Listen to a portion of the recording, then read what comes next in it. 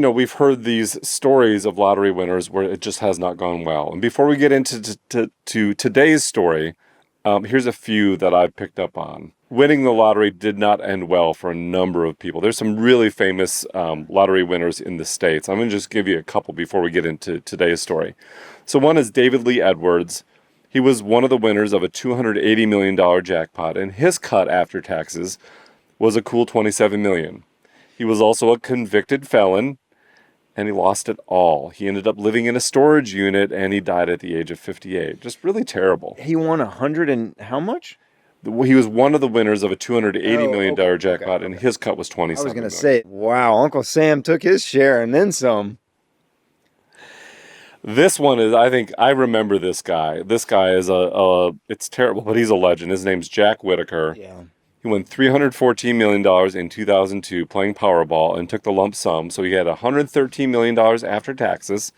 He was already worth $17 million when he won. And he was it seemed like he was a lucky guy, right? You remember this guy. He had the cowboy hat, pulling up in limos. I think he was the guy with the briefcases Budweiser. of cash. He would always get a briefcase full of like $1 million or something. But some bad stuff happened to him. People tried to, so he had his car parked outside a strip club. Oh, yeah. And he just happened to have $545,000 in the car. Inside the club, they slipped him a Mickey, drugging him, and stole the money. 5 months later, the same car, in the same parking lot of the same club, he's robbed of $200,000. And then again in 2018, $100,000 was stolen out of his car parked outside of his house. His house burned down. He was arrested twice on DUI, but it was really bad. His granddaughter was found dead and wrapped in a plastic tarp by a van, and she would receive a large stipend from her grandfather. And I think some suspicious characters floated around her knowing that this was happening. Anytime you're waving your money out like that in public, some other characters are going to show up. And it's terrible, but his granddaughter was dead. Yeah. I mean, there are so many stories, and you could go on forever. And everybody wants to win the lottery. And that's just one of those parts of the American dream. But so many people, their life is so much worse off after winning the lottery. Almost like, I'm good. Like, I can pay the bills and like feed my family. That would be great to have, all that money.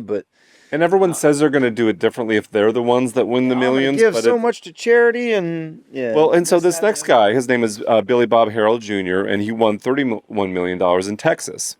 And he spent money like crazy, new houses, not just for himself, but his family. He bought new cars, and he donated to the church. He was a generous man. But things did not go well when he split from his wife. He locked himself upstairs in a bedroom, took his clothes off, and shot himself in the head and died. Why do people do that?